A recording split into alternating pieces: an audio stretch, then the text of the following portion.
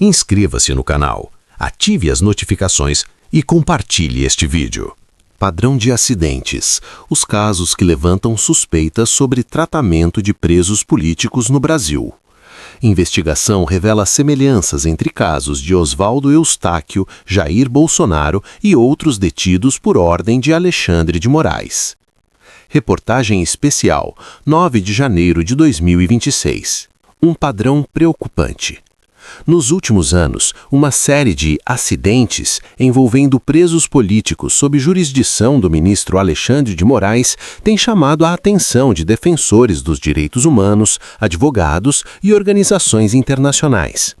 O caso mais recente, a queda de Jair Bolsonaro na cela da Polícia Federal, que resultou em traumatismo craniano, reacende um debate sobre um possível padrão de negligência, omissão e, segundo denúncias, até tortura sistemática contra opositores políticos do atual governo.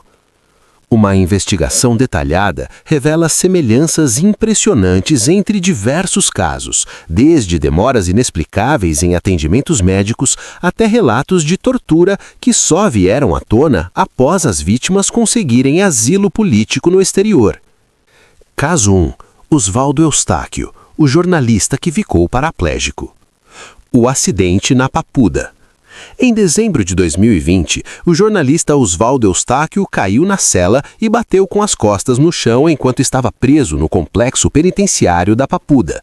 A versão oficial fala em acidente. Segundo relatos da família, a esposa de Eustáquio, Sandra Terena, publicou no Twitter que o jornalista estaria sem o movimento das pernas por conta de uma fratura na quinta vértebra da coluna.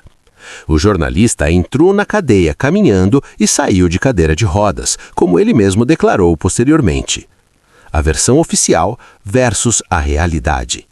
A informação oficial foi que a água da Papuda acabou no dia 20, voltando no dia seguinte. Como a ala havia sido recém-construída, quando Eustáquio ligou o chuveiro, a potência da água estava muito forte e acabou estourando o cano, fazendo a cela encher de água. Porém, a família só foi informada do ocorrido dias depois, e até hoje Eustáquio permanece em cadeira de rodas. As denúncias de tortura, reveladas apenas no exílio. O que Oswaldo Eustáquio só revelou após conseguir asilo político na Espanha foi chocante. Eustáquio afirmou que não foi só agredido e espancado, mas torturado, carregando marcas no corpo até hoje. Segundo seu depoimento ao Ministério Público do Distrito Federal, ele foi espancado e torturado por policiais penais, sendo enforcado com cacetete e tendo spray de pimenta jogado em seu rosto até perder a consciência. Eustáquio descreveu que um policial lhe deu uma chave de braço em um braço, outro policial em outro braço, os dois torcendo suas mãos, enquanto um terceiro o enforcou com o cacetete. Por que ele só falou após o asilo? A resposta é simples: medo. Eustáquio temia represálias ainda maiores se denunciasse enquanto estivesse sob jurisdição brasileira. Oswaldo Eustáquio vive hoje na condição de exilado político na Espanha, onde teve reconhecido seu pedido de asilo por perseguição no Brasil. A Audiência Nacional da Espanha rejeitou a entrega do brasileiro, apontando motivação política evidente no pedido de Moraes. Caso 2. Jair Bolsonaro, a queda que não se lembra. O acidente na Superintendência da PF. Na madrugada de 6 de janeiro de 2026, Bolsonaro sofreu uma queda dentro da cela da Superintendência da Polícia Federal, resultando em traumatismo craniano. O detalhe mais grave: 24 horas abandonado. A informação mais chocante do caso Bolsonaro é que ele ficou aproximadamente 24 horas caído, sozinho e ferido dentro da cela trancada. Segundo Michele Bolsonaro, a cela permanece fechada e só é aberta em horários específicos.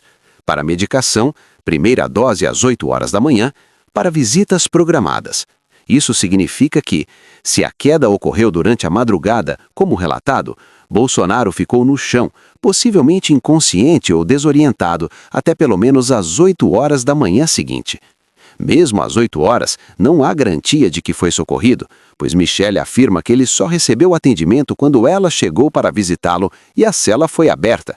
Um homem de 70 anos, recém-operado, com histórico de facada e múltiplas cirurgias, ficou abandonado com traumatismo craniano por quase um dia inteiro. Este detalhe transforma o caso de demora no atendimento para abandono de pessoa em perigo de morte. Detalhes preocupantes. Bolsonaro não se lembra do acidente.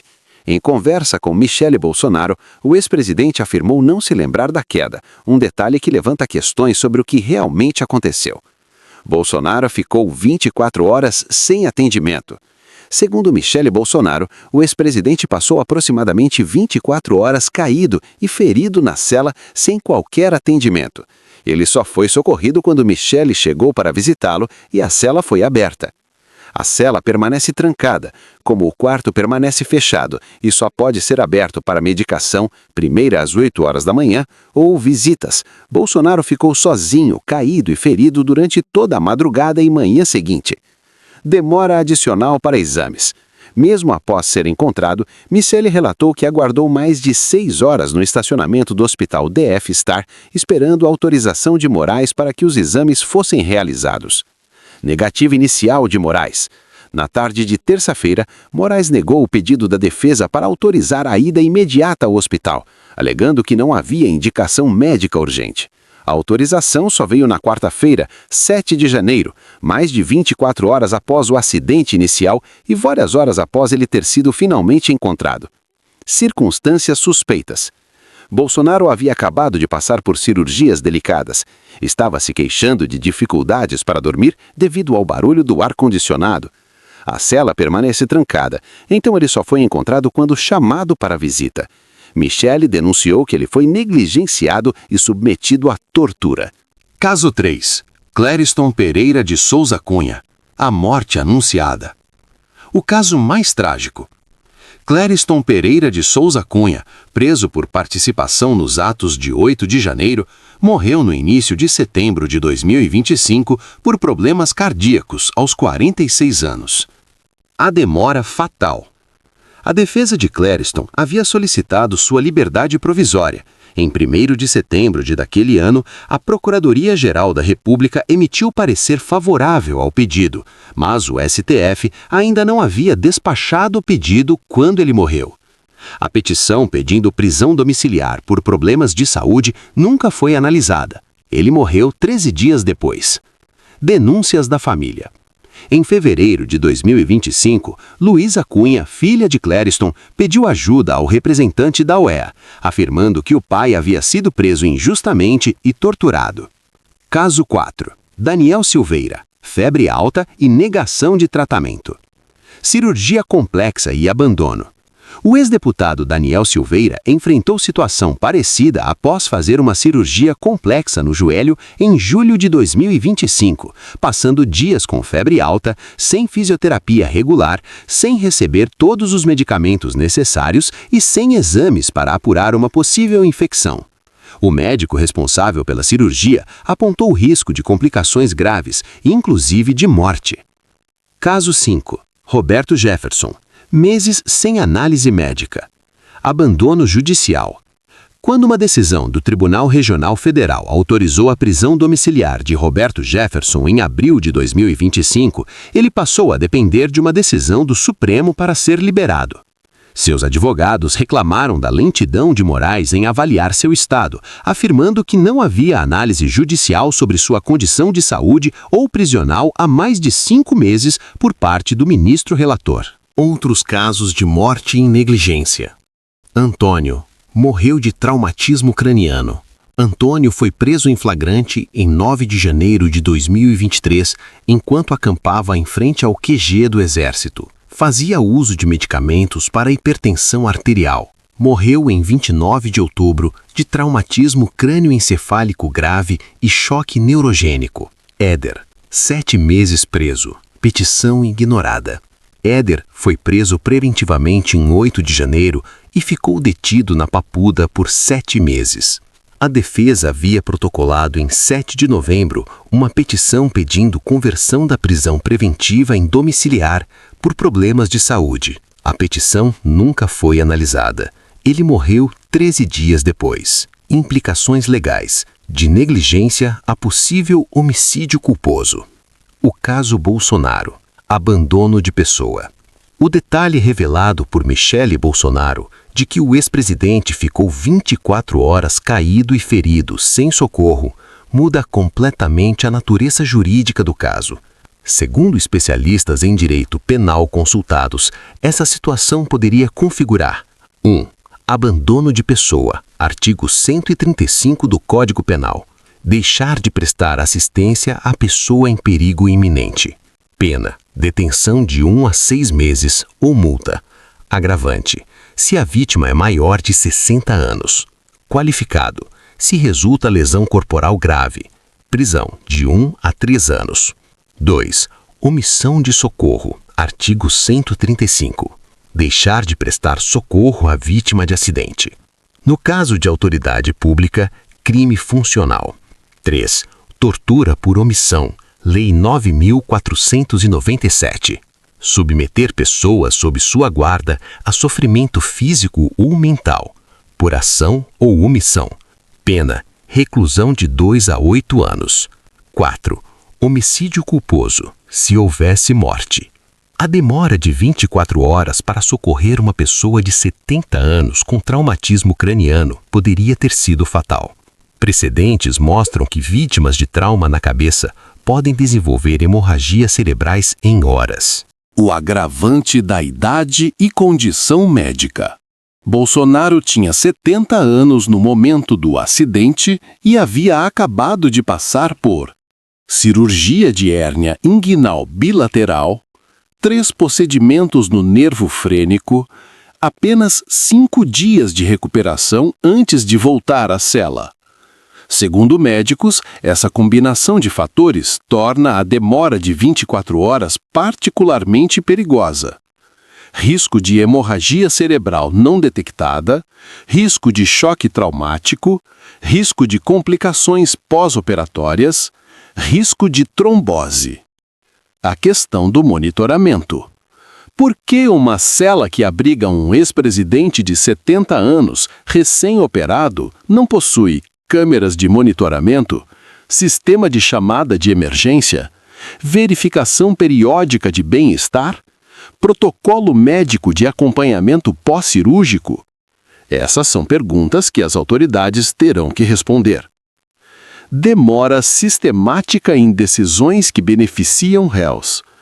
Os episódios das últimas semanas com Bolsonaro não são caso isolado, reproduzindo uma sistemática já enfrentada por outros réus da direita, em que pedidos médicos ou solicitações que podem beneficiá-los enfrentam trâmites demorados, enquanto medidas restritivas são aplicadas com celeridade atípica. Versões oficiais de acidentes. Todos os casos compartilham narrativas de acidentes. Oswaldo Eustáquio, acidente com água na cela. Bolsonaro, queda durante crise de soluços. Clériston, problemas cardíacos. Antônio, traumatismo craniano. Revelações apenas após asilo ou morte. Os detalhes mais graves sobre tortura e maus-tratos só vieram à tona quando Oswaldo Eustáquio conseguiu asilo na Espanha, quando familiares de falecidos denunciaram a OEA, quando não havia mais risco de represália. Opiniões de especialistas. Sobre abuso de autoridade. Para a advogada Kátia Magalhães, especialista em responsabilidade civil, circunstâncias como essas são casos de abuso de autoridade indisfarçáveis, porque a lei de abuso de autoridade tipifica como crime manter pessoas em cárcere fora das hipóteses legais. Sobre imparcialidade e tortura. A advogada Maíra Miranda afirma que a ausência de imparcialidade do julgador perverte e contamina todos os atos processuais. Ela questiona: como não pensar que os atos praticados pelo ministro não teriam uma intencionalidade alheia ao direito?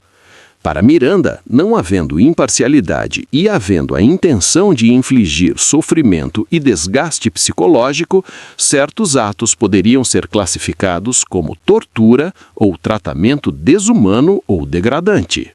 Reconhecimento internacional. Espanha reconhece perseguição política. Para os juízes espanhóis, as investigações do ministro do STF são realizadas no quadro de uma série de ações coletivas de grupos que apoiam Bolsonaro, indicando motivação política. A justiça espanhola entendeu que há evidente conexão e motivação política nos pedidos de Moraes.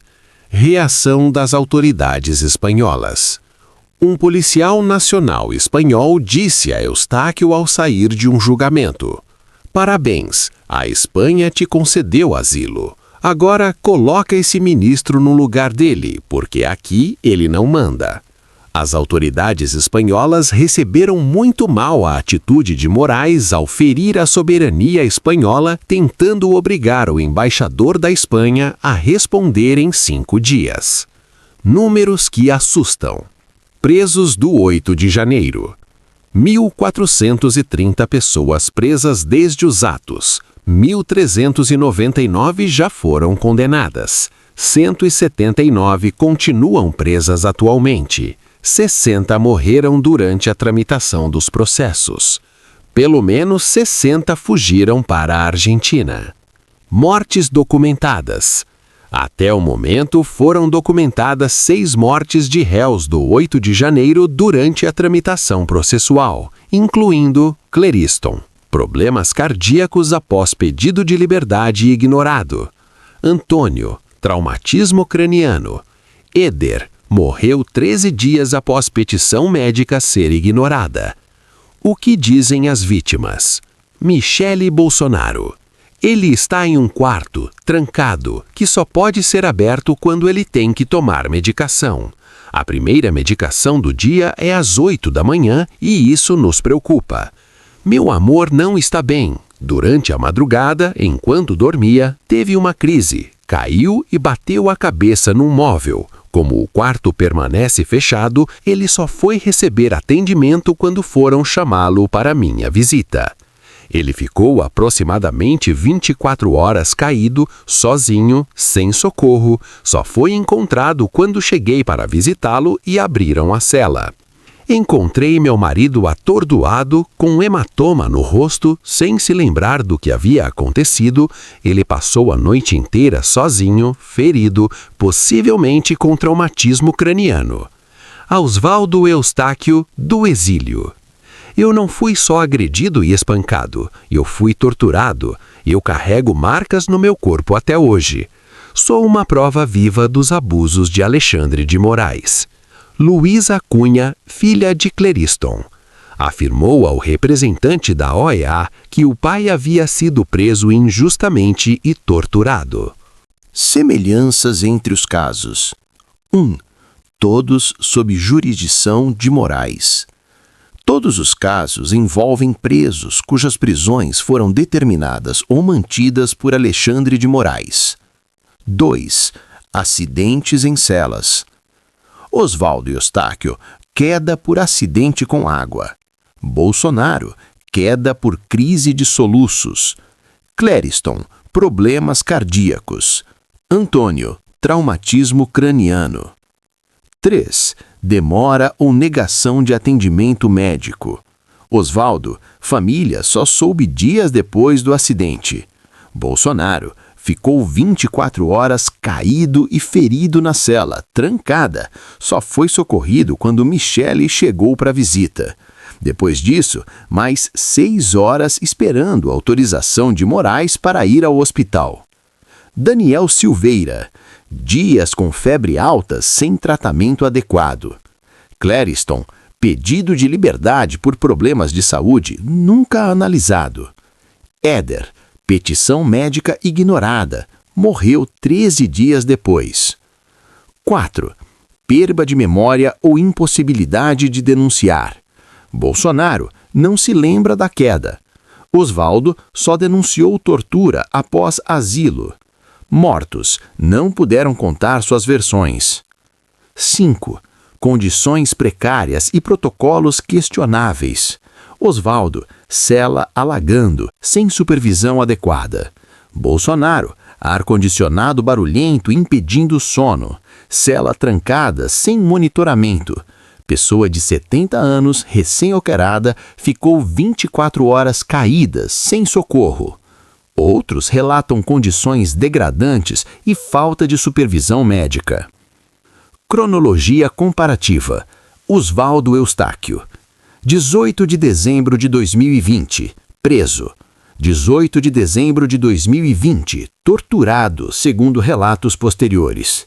20 de dezembro de 2020, acidente na cela. 22 de dezembro de 2020, família descobre acidente.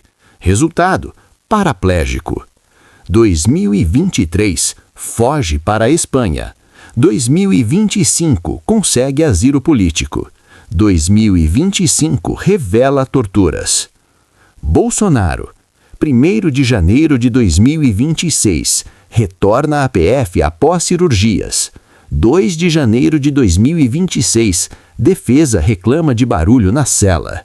6 de janeiro de 2026, madrugada, acidente, queda na cela. 7 de janeiro de 2026, tarde, Moraes nega ida ao hospital. 7 de janeiro de 2026, 24 horas depois, autorização para hospital.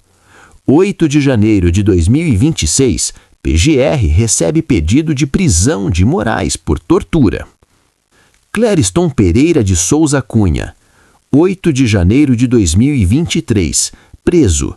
7 de novembro de 2023, defesa pede prisão domiciliar por saúde. Petição nunca analisada. 2 de novembro de 2023, morre, 13 dias depois da petição. 1º de setembro de 2025, PGR emite parecer favorável, póstumo. Consequências internacionais. Espanha. Concedeu asilo a Osvaldo Eustáquio, negou extradição por motivação política evidente. Autoridades criticaram Moraes publicamente. Estados Unidos. Negou extradição de Alan dos Santos. Argumento: Moraes quer prender por crime de opinião. Rumble e Trump Media processam Moraes. Paraguai. Protegeu Eustáquio temporariamente. Afirmou que prisão seria uma violação de soberania. Argentina. Abriga cerca de 60 fugitivos do 8 de janeiro. Não respondeu a pedidos de extradição. O que dizem as autoridades brasileiras? Alexandre de Moraes não se manifestou sobre nenhuma das acusações de tortura, negligência ou padrão de demora em decisões médicas. Polícia Federal limitou-se a dizer que não havia indicação médica que justificasse encaminhamento hospitalar urgente no caso Bolsonaro. Procuradoria-Geral da República ainda não se manifestou sobre o pedido de prisão de Moraes protocolado em 08/1 de 2026. Análise. Um padrão inegável? Quando analisamos todos esses casos em conjunto, surgem questões impossíveis de ignorar. Por que tantos acidentes acontecem especificamente com presos políticos sob jurisdição de Moraes? Por que há um padrão sistemático de demora em decisões que beneficiam esses presos? Por que as denúncias de tortura só aparecem após asilo político ou morte? Por que a comunidade internacional, Espanha, Estados Unidos, Paraguai, tem sistematicamente reconhecido motivação política nos pedidos de Moraes? Por que familiares precisam esperar 24 horas, 6 horas ou até dias para que autorizações médicas sejam concedidas em casos emergenciais? Vozes da oposição. Deputado Sóstenes Cavalcante, PL, Rio de Janeiro. Até quando o Alexandre de Moraes vai torturar o nosso eterno presidente? Quer matá-lo? Deputado Júnior Amaral, PL, Minas Gerais. Querem matar Jair Bolsonaro. Com necessidades médicas urgentes, Bolsonaro é mantido sob tortura. Senador Flávio Bolsonaro. Até quando Moraes terá procuração para praticar a tortura? Deputada Carol de Tone, PL Santa Catarina. Sobre Clériston, teve uma sentença de morte enquanto assaltantes, assassinos e corruptos estão soltos ou tendo benefícios. Pedidos de investigação internacional. OEA, Organização dos Estados Americanos. recebeu denúncias formais sobre tortura e mortes de presos políticos no Brasil. Corte Interamericana de Direitos Humanos. Familiares de vítimas buscam reconhecimento de violação de direitos humanos. Anistia Internacional. Organizações têm manifestado preocupação com o padrão de tratamento de presos políticos no Brasil. Conclusão. Questões que exigem respostas. Esta reportagem não pretende apresentar conclusões definitivas, mas levantar questões que a sociedade brasileira precisa debater. Existe um padrão de negligência, omissão e possível tortura contra presos políticos no Brasil? As coincidências são muitas demais para serem ignoradas? Por que o Brasil está perdendo credibilidade internacional em matéria de direitos humanos? Até quando a comunidade internacional vai tolerar essas violações? O caso de Oswaldo Eustáquio, que só teve coragem de denunciar torturas após conseguir asilo político, levanta a pergunta mais assustadora de todas. Quantos outros presos políticos brasileiros estão sendo torturados neste momento, mas têm medo de denunciar? E a afirmação de Bolsonaro de que não se lembra da queda adiciona outra camada de preocupação. O que realmente aconteceu naquela cela? Próximos passos. A Procuradoria-Geral da República terá que decidir se investiga o ministro Alexandre de Moraes por crime de tortura. A comunidade internacional continua observando. As famílias das vítimas continuam esperando por justiça. E o Brasil continua dividido entre aqueles que veem um padrão inaceitável de abuso de poder e aqueles que defendem as ações do STF como necessárias à democracia. Uma coisa, porém, é indiscutível. Quando um país perde a confiança de suas próprias instituições judiciárias e quando presos políticos só conseguem denunciar abusos após fugirem para o exílio, algo está profundamente errado. Esta reportagem continuará sendo atualizada à medida que novos fatos surgirem. Colaboraram equipes de pesquisa no Brasil, Espanha, Estados Unidos e Paraguai. Documentos e fontes. Processos do STF relacionados ao 8 de janeiro. Decisões da Audiência Nacional da Espanha. Depoimentos ao Ministério Público do Distrito Federal. Petições das defesas. Relatórios médicos. Declarações públicas de autoridades. Entrevistas com familiares. Documentos da OEA e organizações de direitos humanos. Espera no Senhor, anima-te, e Ele fortalecerá o teu coração. Espera, pois, no Senhor. Esperar no Senhor não é uma espera passiva, de braços cruzados. É uma espera ativa, confiante, cheia de expectativa. Enquanto esperamos, Deus não está parado. Ele está trabalhando em nós, fortalecendo o nosso coração, nos preparando para receber a vitória que Ele já preparou. Anima, ou seja, tenha coragem, não desista. A promessa é clara. Ele fortalecerá o seu coração. O Senhor é a minha luz e a minha salvação.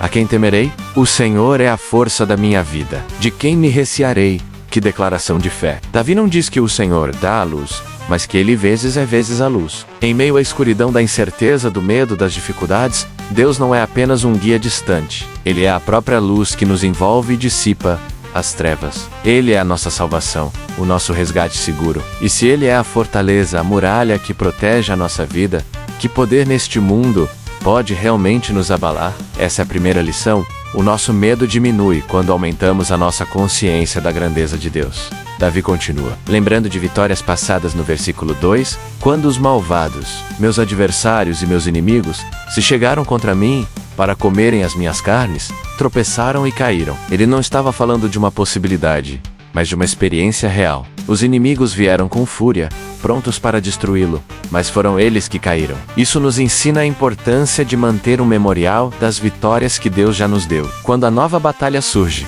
lembre-se de como Deus já te livrou antes. Essas lembranças fortalecem a nossa fé para o presente e para o futuro. E com essa confiança, ele declara no versículo 3, ainda que um exército me cercasse, o meu coração não temeria. Ainda que a guerra se levantasse contra mim, nisto confiaria. A confiança de Davi não era baseada na ausência de problemas, mas na presença de Deus. Ele não disse se a guerra não vier, mas ainda que a guerra se levante. A paz que Deus nos oferece não é a ausência de conflito no exterior, mas a presença da confiança em nosso interior. Não importa o tamanho do exército inimigo, seja ele uma crise financeira, uma doença, um conflito familiar, se a nossa confiança está em Deus, o nosso coração pode permanecer firme. Agora chegamos ao coração do Salmo, ao desejo mais profundo de Davi, no versículo 4. Uma coisa pedi ao Senhor, e a buscarei, que possa morar na casa do Senhor todos os dias da minha vida, para contemplar a formosura do Senhor e inquirir no seu templo.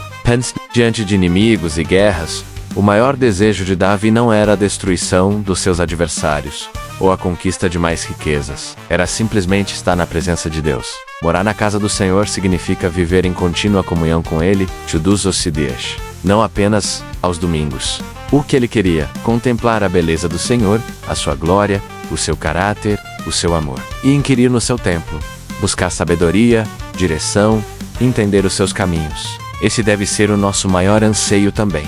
Buscar a presença de Deus acima de qualquer outra coisa. Porque é na presença dele que encontramos tudo o que precisamos. E qual o resultado de buscar essa presença? O versículo 5 nos responde: porque no dia da adversidade me esconderá no seu pavilhão. No oculto do seu tabernáculo me esconderá. Por-me-á sobre uma rocha. A presença de Deus é o nosso esconderijo seguro. Quando a tempestade da vida vem com força, Ele nos coloca em um lugar secreto, protegido, onde o mal não pode nos tocar. Ele nos eleva e nos firma sobre uma rocha, um lugar de estabilidade, segurança e perspectiva, de onde podemos ver além do problema imediato. Essa segurança nos leva a uma posição de vitória. Como lemos no versículo 6, também agora minha cabeça será exaltada sobre os meus inimigos que estão em redor de mim. A comunhão com Deus não apenas nos protege, mas nos exalta, nos dá a vitória. E qual é a nossa resposta a essa vitória? Adoração? Davi diz: oferecerei sacrifício de júbilo no seu tabernáculo. Cantarei, sim, cantarei, louvores ao Senhor. A verdadeira adoração nasce de um coração grato, que reconhece de onde vem o seu socorro e a sua vitória. Não espere a batalha acabar para louvar. Louve no meio dela, pois o louvor é uma arma poderosa, que declara sua fé na vitória que já é sua em Cristo. Nos versículos 7 a 10, a confiança de Davi se transforma em uma oração íntima, um diálogo de amor com Deus. Ouve, Senhor, a minha voz quando clamo. O teu rosto, Senhor, buscarei. O coração de Davi responde imediatamente ao chamado de Deus. Deus nos convida: busquem a minha face, e a nossa alma deve responder: sim, Senhor, é a tua face que eu busco. Mesmo nos momentos em que nos sentimos mais sozinhos, quando até as pessoas mais próximas, como pai e mãe, poderiam nos falhar, Davi nos dá uma promessa extraordinária: o Senhor me recolherá. O amor de Deus é mais fiel que qualquer amor humano. Ele nos acolhe, nos abraça, nos sustenta, quando ninguém mais o faz. Reconhecendo sua total dependência, Davi ora por direção nos versículos 11 e 12, ensina-me, Senhor, o teu caminho, e guia-me pela vereda direita. Ele não pede para Deus remover os inimigos, mas para guiá-lo no caminho certo, por causa dos inimigos. Em outras palavras, Senhor, me ajude a andar de um jeito tão correto, tão íntegro, que meus adversários não tenham do que me acusar. Que oração sábia! Ele pede proteção contra as mentiras e a crueldade, confiando que a justiça de Deus prevalecerá. Então Davi faz uma confissão poderosa no versículo 13. Pereceria sem dúvida, se não cresce que veria a bondade do Senhor na terra dos viventes. Ele estaria perdido, desesperado, se não tivesse a esperança, a certeza de que veria a manifestação da bondade de Deus ainda nesta vida. A nossa fé não é apenas para a eternidade, é para o agora. Precisamos crer que veremos o bem do Senhor agindo em nossa saúde, em nossa família, em nossas finanças, aqui e agora. Essa esperança é a âncora da nossa alma. E finalmente, o Salmo termina com um conselho, não apenas para si mesmo, mas para todos nós, para você e para mim. Versículo 14. Espera no Senhor, anima-te, e Ele fortalecerá o teu coração. Espera, pois, no Senhor. Esperar no Senhor não é uma espera passiva, de braços cruzados. É uma espera ativa, confiante, cheia de expectativa. Enquanto esperamos, Deus não está parado. Ele está trabalhando em nós, fortalecendo o nosso coração, nos preparando para receber a vitória que Ele já preparou. Anima, ou seja, tenha coragem, não desista. A promessa é clara: Ele fortalecerá o seu coração. Portanto, meu irmão, minha irmã, que o Salmo 27 seja a sua declaração de fé hoje, que Deus seja a sua luz e a sua salvação, que o seu maior desejo seja estar na presença dele, e que, em meio a qualquer batalha, você possa esperar confiantemente no Senhor, porque Ele é fiel para fortalecer o seu coração e te dar a vitória. Obrigado por me acompanhar nesta reflexão. Se esta palavra tocou o seu coração, compartilhe este vídeo com alguém que precisa ouvir essa mensagem de esperança. Lembre-se de se inscrever no canal e ativar as notificações para não perder nossos próximos estudos. Que Deus te abençoe abundantemente.